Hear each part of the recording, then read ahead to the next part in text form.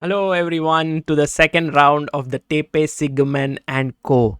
This is a tournament that's happening in Malmo, Sweden, and we have two young Indian talents taking part there, Gukesh and Arjun Erigaisi. In this video, we're going to look at the second round game of Gukesh. He was playing against his good friend and also you can say a fellow rival with whom he has had many interesting battles in the past, Vincent Keymer from Germany, who's also rated 2700, very young, very talented. This is a very nice picture of them by David Lada there. Look at the focus and the intensity with which they are playing. It's epic. It's epic. And also what was very nice is that after the game, they were very relaxed and like friendly with each other. I've seen them together at the WR Masters recently and they're such good friends. So that's this thing about chess players. Over the board, they want to kill each other, but off the board, they are very good friends of each other. So let's go to the game and see, because this is a brilliant game by Gukesh, and we'll see how he creates an attack in this position and how he manages to just completely destroy his opponent. But this does not happen with just aggressive moves. He sets it up. Let's learn from Gukesh. First e4, e5, knight f3, knight c6, and we have the Ruy Lopez. a6, bishop a4, knight comes out, attacks the pawn on e4, castles, and now bishop c5. It's not the most popular move here, bishop e7 and b5, and there are many such possibilities, but bishop c5 has been played many times.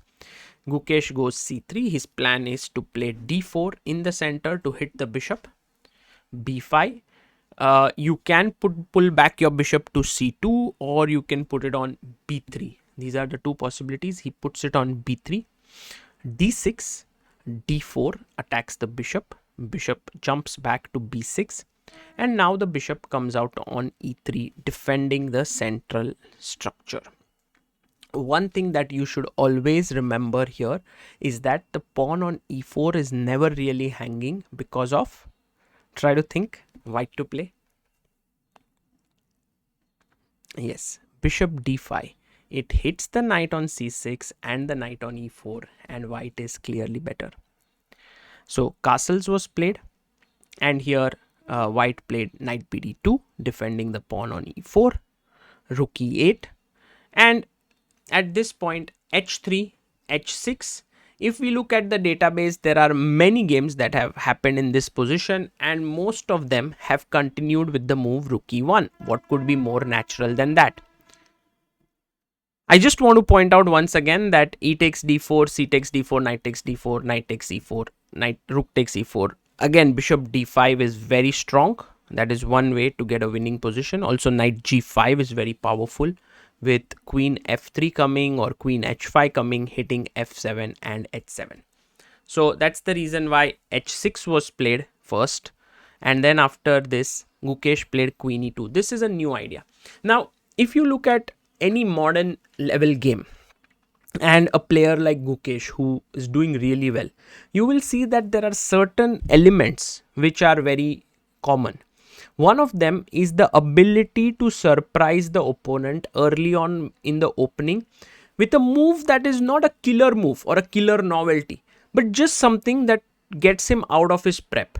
Because when you are able to do that, which happened here, and Vincent took 10 minutes for his next move, rook b8, you already have a small upper hand in the game. And Gukesh is able to do this very well with these small little novelties. I think every player has a different way of approaching this. I think Arjun has more aggressive new ideas up his sleeve. Gukesh has this little novelties which just give him that confidence that today I'm going to try something new and my opponent would not be aware of that. Rook ad1, just centralizing his rook. And once the bishop comes out here, now there is a real threat on the e4 pawn because the knight is defended. So Gukesh drops back his bishop. He takes 21 minutes for this move. It's his first move that is out of his prep. He defends e4. Queen c8. Now this move already is a start of something that I am not 100% sure of, but I understand. He wants to get out of the d file. Maybe he wants to put his queen on b7, and just in case there is an idea to sack on h3. But what happens in the game is that the queen soon gets offside. Rook e1, good move. Queen b7, and here Gukesh thought for 20 minutes. And in the post-mortem, actually, this is a picture that was sent by our very good friend David Lada, who is the photographer there. Shows in the analysis that Gukesh was very, very keen at this moment to play the move g4. Gukesh said, I really want to play g4. And you know, when Gukesh was here in Mumbai and in this very studio from where I'm recording in March, and we were recording how to attack like a super GM, he explained this concept of hooks.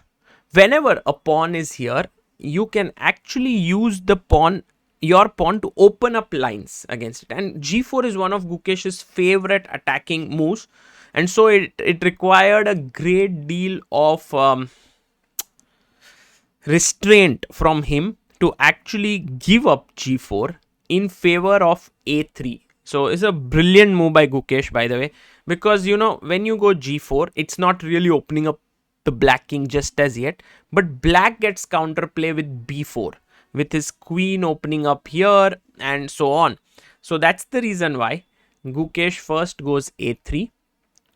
Vincent says a5, and he says, if you want, you can take this pawn, that's fine, but then you are losing because knight d4 hits the queen. So of course Gukesh is not going to take this pawn, and I really like Gukesh's next move. This has some deep understanding. He goes knight to f1, and I'm amazed at this move once again, because after ed, cd, you will see that the e4 pawn is hanging. And this requires great understanding of the position, because e4 is gone. You're losing it. But Gukesh has a very nice move up his sleeve. What is it? White to play. Yeah, you can take on h6. It is possible. Gh6, bishop e4. But then you have to definitely look at d5, and the position becomes super complicated. The move actually, which is much better than this, is d5, and kudos if you found it. And the point is beautiful. After bishop e3, you take back with the knight, and now the knight on c6 has to move, but where? Knight a7, and what you do is you get rook d4, hit the knight goes back, and queen d3, and you will realize that this pawn on d5 has just completely sidetracked the knight and the queen and the rook here. And look at these pieces, and the knight will jump to f5 and h4, and I mean, there are so many possibilities. Rook can go to f4, sack here. This position is completely winning for white. I mean, completely better. So this is great understanding shown by Gukesh to give up a pawn just like that. And Vincent understood. He played a4. He didn't take it. But this is not going to help him. I was also wondering if b4 helps in any way. But then Gukesh just continues his attack with knight g3. And it did not help black in any way with this b4 idea. So a4 was played, and now Gukesh put his knight on g3, knight a5. So the knight is coming to c4. Also the queen is opened up here. And now white plays a very strong move. I like this idea always to attack, and I think you can also try to figure out how should white attack. There are many ways, but I like this move a lot. Yes, knight h4. And the idea is that you not only get your knight to f5, which is a great square, but you also pop your queen out to f3. Knight came to c4, and now Gukesh plays this very calm, cool move, bishop c1, defending b2 and also saving his bishop. And he says the bishop is always looking here, so it's not like passive or anything. d5. This is what Vincent is good at. He understands that there is danger and he must react quickly. So he hits the center with d5, but actually speaking, it's not a good move. White gets a very strong position. White plays the move queen to f3. And now what happens here is that you cannot take on e4, because if you take knight e4 is strong. Now knight f6 is a threat, and if you take on e4, I will take with the bishop, hit your queen. So he goes knight d6 here, and he's like, look, there's too much pressure in the center. You will have to do something or else you'll lose the e4 pawn. What did Gukesh do here is the question. Gukesh played a fantastic move here. Bishop takes h6, and it's a great move because he understood what's happening. Opponent took on e4. Now with the pawn, let's think about knight d4. Knight takes. If pawn takes, it would be similar to the game, but if he takes with the knight, then now bishop takes, pawn takes is forced, and now you play queen g3, hitting here, and it's game over. g7 cannot be defended. g6, and you take knight g6. If you just observe this position, by the way, d takes e4 happened here, and Gukesh played this phenomenal move, queen e3, just bringing the queen here. If you observe this position carefully, you will realize that this rook, this queen, rook, and bishop are out of the game, and Gukesh managed to engineer it. Just they thought that they could do something, they could create some damage, but not really. After g takes h6, queen moved in, f6 knight attacked, rook e6. He moved in with his knight, threatening a mate on g7. Knight went back, queen is attacked, queen check, king f8, and queen h5, once again threatening a mate in 1. So took here, and rook g6. Bishop e4 played, and now queen a7. So you realize how these pieces are offside, and this is one of the key elements of attack, that you are able to make your pieces, opponent's pieces, worse. When that happens, you can attack with full flow because your pieces are way better. Check, rook back, check here, knight g7, and in came the move, knight takes g7, rook takes g7, and now final move. What do you do here with white?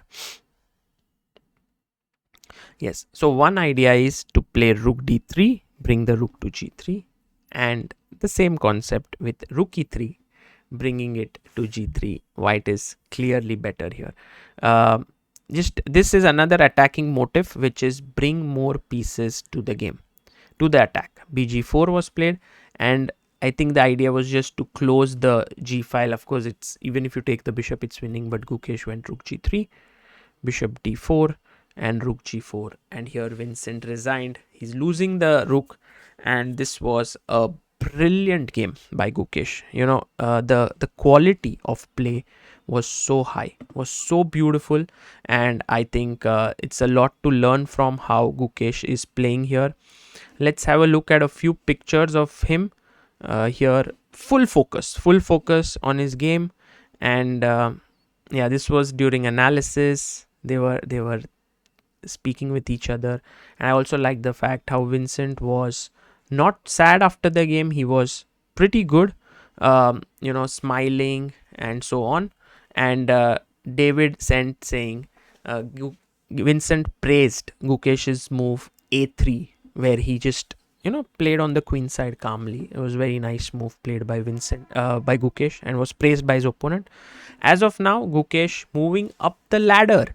He has raised his rating to 2741. He's world number 15, which is phenomenal, and he is moving up and could well reach 2750 in this tournament with 5 more rounds to go. He's playing very good chess. Let's keep an eye on that. Meanwhile, Arjun Erigaisi, the other Indian in the fray, lost his game to Grandelius Nils.